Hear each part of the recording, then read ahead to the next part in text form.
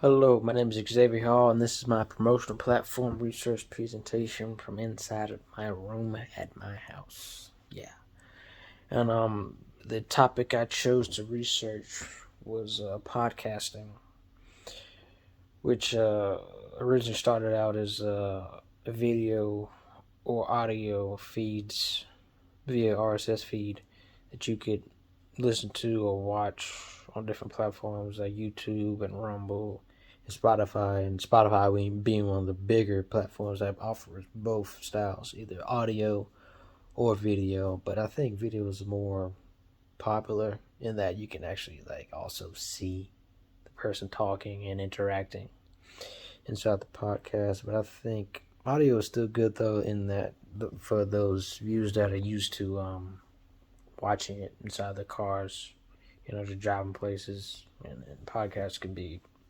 upwards of 3-4 hours. I've seen the shorter ones I've seen have been around 30 minutes. But that's still pretty long of a show. A lot of stuff to talk about and get to, a lot of topics, even in 30 minutes, so get pretty detailed about something. But the purpose of the podcast is to, I guess, give people more insight into topics outside of what you're usually used to when it comes to TV shows, talk shows, and radio shows where they have like a certain amount of time that they have to follow, and then advertisements in between that. So really, you only get about, on average, maybe 30 minutes of content that's broken up.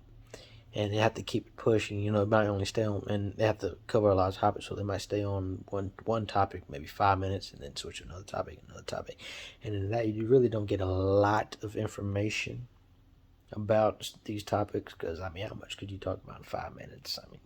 Not a lot, and that's the purpose of podcasts, to give people a long form discussion about certain topics, whether it be entertainment, comedy, sports, and allows you to delve deep and give out a lot of information in detail about these topics that you wouldn't usually get in talk shows, radio shows that have those certain time slots.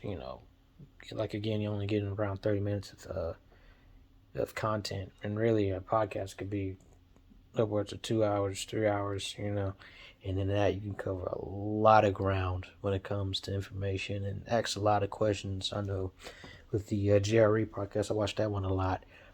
He asks questions the whole time, and then he'll just let the interviewees or the guests that he has just talk and talk, and it's you might think, oh, he's just talking the whole time, but it doesn't really come off as like dry or boring, if you will.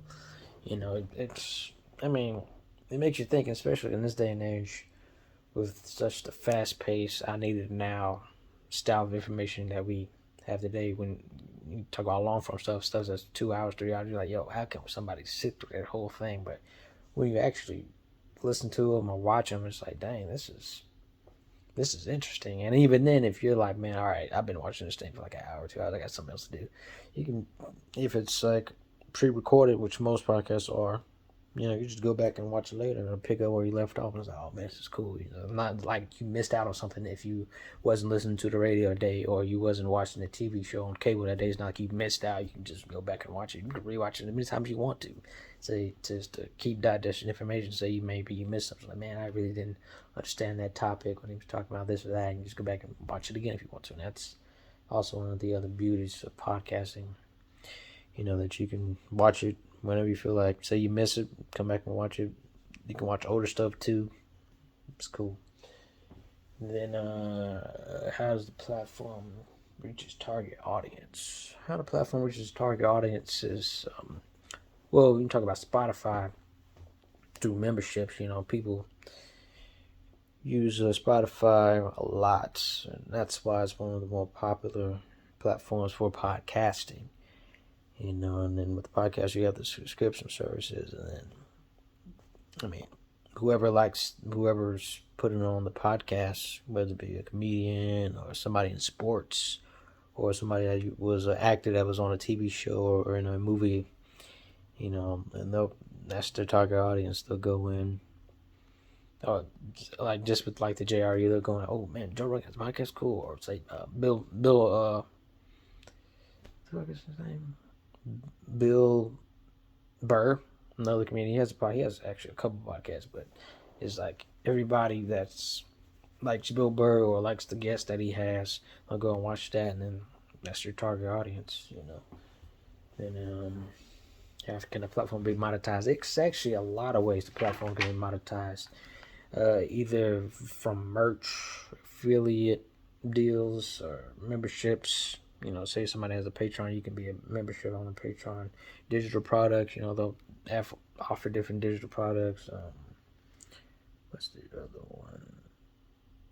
Donations, places like Patreon and OnlyFans too. I mean, people think OnlyFans is for sexual stuff. It's really not. Actually, OnlyFans didn't even start out like that. It's people just cooking and stuff like that.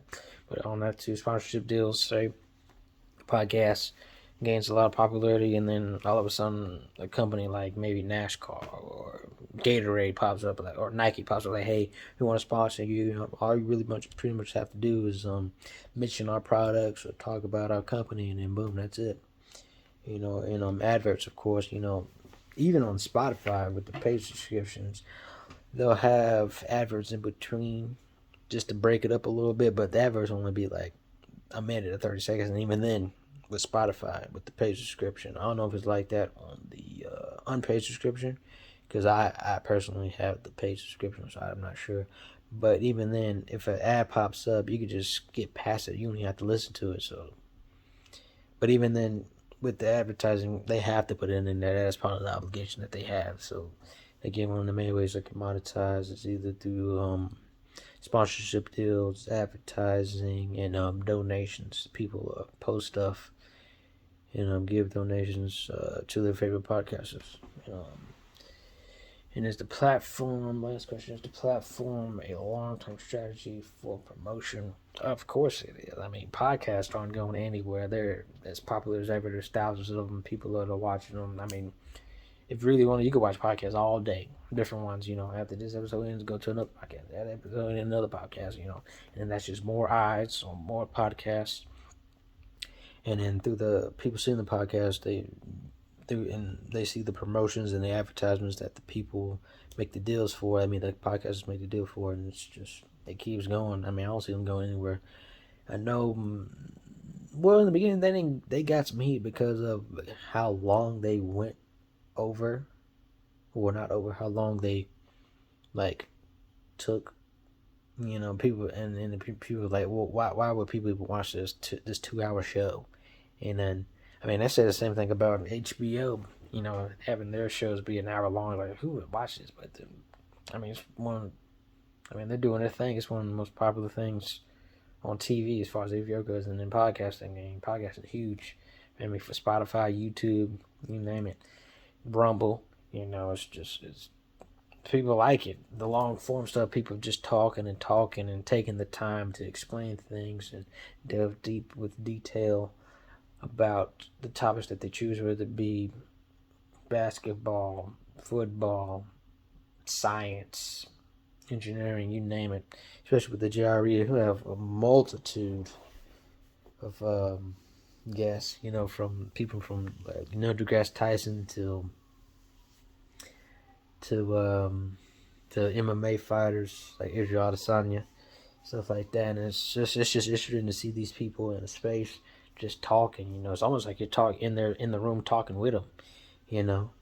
It's very interesting. And it actually comes off more natural than you might think, because I mean, in the beginning, I think people were more in tune with or akin to the quick, fast, boom, this is what it is, boom, next thing, boom, this is what it is, next thing. You're only taking 5, maybe 2 minutes to talk about a topic. And then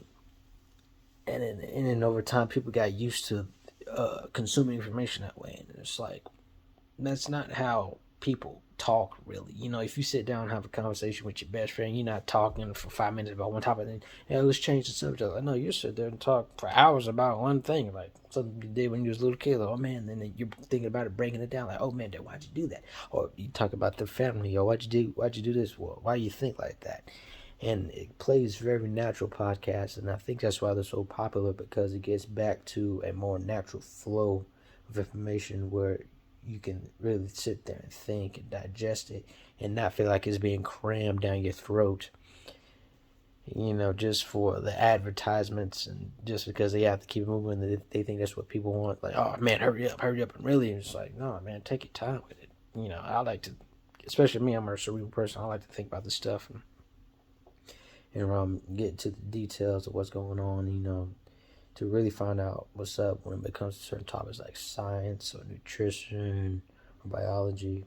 But yeah, podcasting, don't see them going anywhere.